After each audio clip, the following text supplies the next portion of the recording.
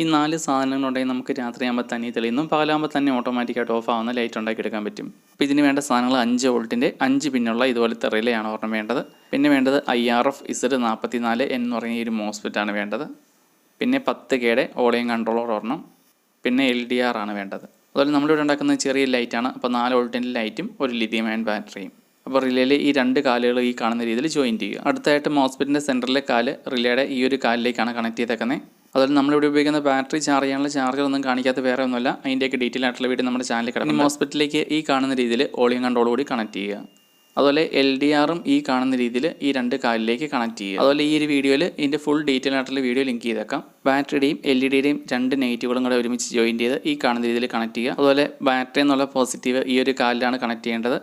ഇനി ലൈറ്റിൻ്റെ പോസിറ്റീവ് റിലേയുടെ ഈ ഒരു സൈഡിൽ വരുന്ന കാലിലാണ് കണക്ട് ചെയ്യേണ്ടത്. ഇനി നമുക്ക് ഇതിനകത്ത് കൊടുത്താൽ ഈ ഒരു ഓളിയം കൺട്രോൾ വഴി നമുക്ക് ഇതിനകത്ത് എത്ര ഇരുട്ടാകുമ്പോഴാണ് ലൈറ്റ് ഓട്ടോമാറ്റിക്കായിട്ട് തെളിയേണ്ടത്